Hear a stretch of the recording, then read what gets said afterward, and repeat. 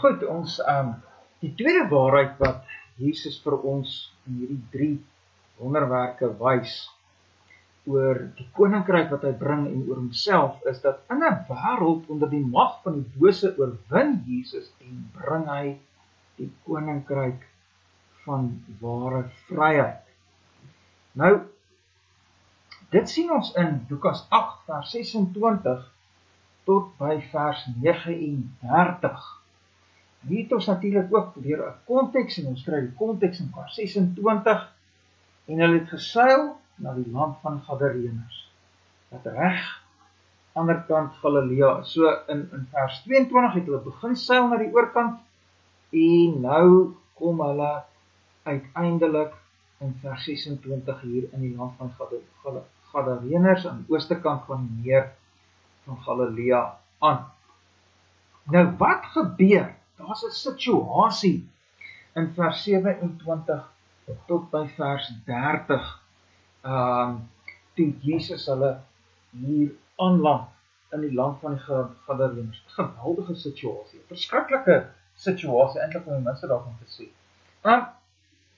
Toe hulle na voete aan wal sit, is daar hierdie man, 'n sekere man dan vers 27 uit die land, uit die stad, het hom tegemoet gegaan, wat 'n geruime tyd van duiwels besete was.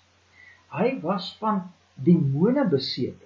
En dan nie maar net een nie, in vers 30 kom ons agter dat dit, lyk my so duisende, legio, hierdie demone praat deur hierdie man se mond, deur sy stembande, met sy tong, en hulle sê vir Jesus, ons is legio. En baie duiwels het in hom gevaar. Nou, daai legio kom van die, wat ek so sê, legio of legioen is 'n Romeinse leerafdeling wat tussen 4.000 en 6.000 soldate uitgemaak het. So hierdie ou, en dan praat noem hy die demone hulle self legio. So daarmee wil ek net vir ons sê, hierdie ou is besete in die mag van hierdie demone, hierdie hele leermag van demone, en hulle neem sy lewe oor, en hulle verwoes sy lewe. Dis vers 27 nog verder. Hy het geen klere gedra. Nou as jy mens kyk na Handelinge 19 vers 16, dan sien jy dis iets wat demone aan jou doen as hulle jou besiek. Jy weet, hulle maak jou kaal. Dit laat my nog ons dink aan ons kultuur en ons tyd. Mense trek al hoe kaler aan, meisies se rokke raak al hoe kaler. So daar kom dat ons gedryf word deur demone. Dis 'n ding wat 'n demoon doen. Hy laat jou al hoe kaler word. Hy ontmens jou, hy verneder jou. Lukas 10 vers 30. Dit sien ons wanneer kaal en ontmensing en vernedering gaan saam. En dit is wat hierdie demone aan hierdie arme man doen, wat nou hier op Jesus afkom. Hy leef tussen die grafte, sê vers 27. Wat sê dit vir ons? Al hierdie ouens uitgedryf uit die gemeenskap, hy's eensaam. Dis wat jy doen onder die mag van Satan. Jy raak kaal, jy raak ontmens, jy raak verneder, jy word uit die gemeenskap uit, jy word eensaam. Dis wat Satan en sy demone doen. Jesus noem hom ons daarin met Johannes 8 vers 44, die mensemoordenaar, hy is 'n lewensvernietiger. As ons aanlees na vers 29, dan sien ons dat hierdie ou nie meer beheer oor homself het nie. Daar so staan, want baie keer het hy hom saam gesleep, hierdie demone sleep hierdie ou oral rond, hy het nie meer beheer oor homself nie. Die gemeenskap kan hom nie meer beheer nie, sê vers 29, want hulle het hom met boeie vasgeboei, maar dan het hy dit uit mekaar uitgeruk. Hierdie duiwels, hierdie demone dryf hom in die woestyne. Hy kan homself nie beheer nie. Die gemeenskap kan hom nie beheer nie. Hy word tog al deur hierdie demone beheer. Hierdie demone bepaal ook sy identiteit. In vers 30, daarop vra Jesus hom en sê, wat is jou naam? En hy antwoord, Legio. So hierdie ou praat nie meer vir homself nie, hy sê nie meer wat sy naam is nie, sy identiteit het verdwyn, hierdie demone bepaal sy identiteit. So dit is die mens onder die mag van die duiwel wat ons hier moet raak sien. En nou kom hierdie ou op Jesus af. Okay? Nou, wat gebeur? Want Jesus bring die koninkryk van ware vryheid in hierdie ouste lewe. En ons sien dit in vers 28 tot 35. Eers is daar by die demone angs. Regtige angs. Die demone is net opgewasse teen hierdie Jesus, wat ons nou al in vers 22 tot 25 ontmoet het as nie maar net Jesus van Nazareth nie, maar Jahwe, God self, wat vervolge en die wind beveel om stil te bly. Wanneer hy 'n demoon kom ontmoet, dan word hulle vol angs. Demone word vol angs. Ons sien dit dan vers 28, nie? Hulle het geskreeu en hulle val vir hom neer en sê, wat is met u te doen, Jesus, seun van die Allerhoogste God? Ek bid u, moet my nie pynig nie. Sien julle daar die angs van hierdie demone? Ons sien dit ook in vers 30, as hulle sê, in vers 31, en hulle het hom gesmeek, dat hulle nie sou beveel om in die onderwêreld af te vaar. Ek dink daai onderwêreld is maar niks eintlik anders nie, as iets soos die hel. Jy weet, hulle is net geweldig, in angs. Wanneer hulle Jesus ontmoet, God ontmoet, is hulle in angs. Is dit nie wonderlik om troostryk om dit te weet, dat wanneer ons saam met Jesus op sy koninkryk missie is nie, dan is ons saam met die een vir wie demone in angs raak. En dan op Jesus se bevel moet daardie demone uit. Vers 29, hy het die demone, het hierdie onreine gees bevel gegee om uit die man uit te gaan.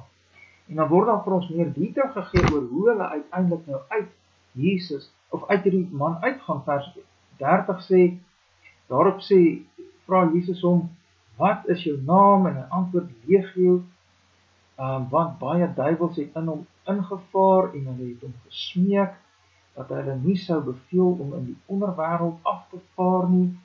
En daar het 'n groot trop varke op die berg gewaai, toe smeek hulle Jesus, dat hy hulle sou toelaat om in die varke in te gaan, en Jesus het hulle dit toegelaat. Daarop gaan die duiwels uit die man uit en vaar in die varke in, en die trop het van die kraans af in die see ingestorm en verdrink. Nou, ek dink die enigste rede hoekom Jesus hierdie demone toelaat om in 'n varke in te vaar, is omdat die tyd van die finale oordeel, wanneer Jesus die demone in hel in sal stuur, nog nie aangebreek het nie. Daarom laat hy hulle toe om in daardie varke in te gaan. Maar wat ons hier moet raak sien, daardie demone het nie 'n kans teen Jesus nie. Hulle is in angs. En as Jesus hulle beveel om uit te gaan, dan gaan hulle uit. En kyk dan hoe wonderlik lyk hierdie man agterna. Jesus bring die koninkryk van ware vrede in hierdie man se lewe in. Kyk na vers 35. Daarop, ek moet lees van vers 34, nadat hierdie demone nou in varke ingevaar het en in die see ingestorm het en die varke verdruk het, staan daar en toe die wagters sien wat gebeur het, het hulle gevlug en dit in die stad en die buitewyke gaan vertel, dat nou met die varke gebeur het. Daarop het hulle uitgegaan om te sien wat gebeur het, en hulle het by Jesus gekom en die man gevind uit wie die duiwels uitgevaar het. Nou, hulle ken natuurlik hierdie man, he? Nou sien hulle die ou, terwyl hy aan die voete van Jesus sit, gekleed by sy verstand. Wat 'n wonder, wat 'n wonder. Tevore kon hierdie mens nie in beheer gehou word. Hulle het hom met boeie vasgemaak. Nou sit hy by Jesus se voete. En as hy so by Jesus se voete sit, dan is hy besig om by Jesus te leer. Hierdie ou het 'n disipel van Jesus geword. Hy is besig om van Jesus af te leer. Tevore het hy nie klere aangehad nie. Nou sit hy daar by Jesus gekleed. Hy is nie meer ontmens en vernederd nie.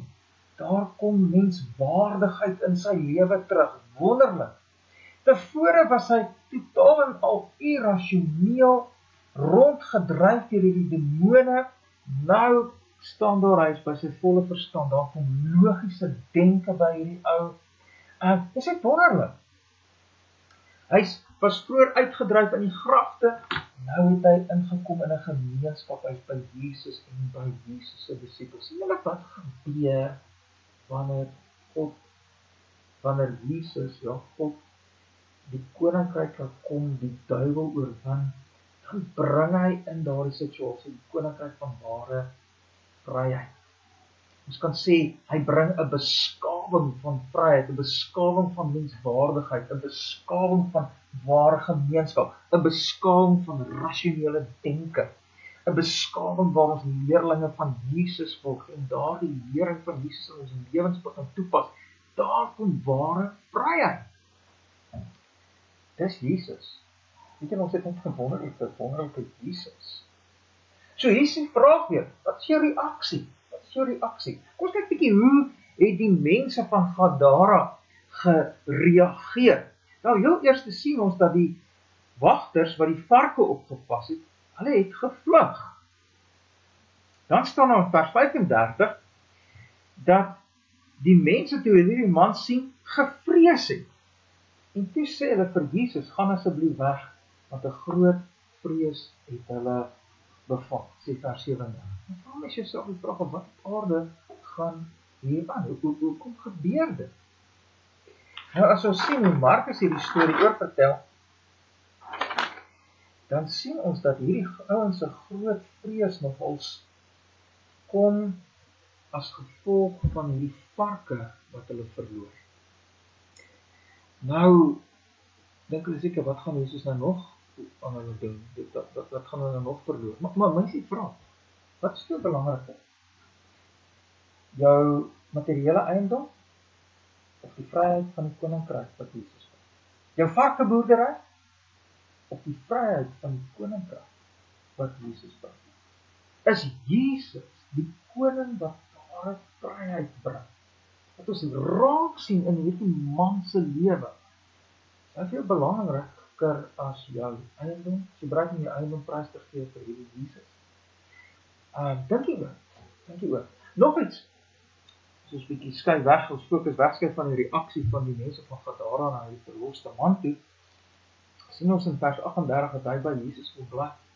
Hy wil Jesus regtig volg, maar dan sê Jesus vir hom, nee, gaan terug na jou huis en vertel wat groot dinge God aan jou gedoen het. Maar staan nog verder in vers 39.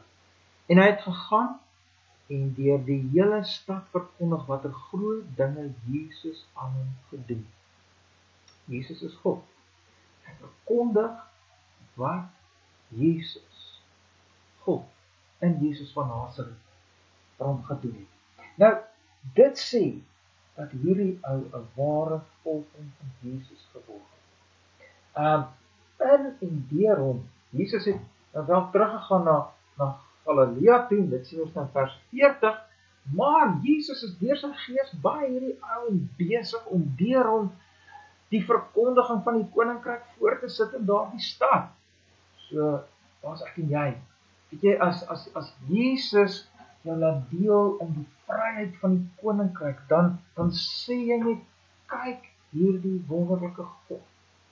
En jy begin vertel van die groot dinge wat hy aan jou gedoen het.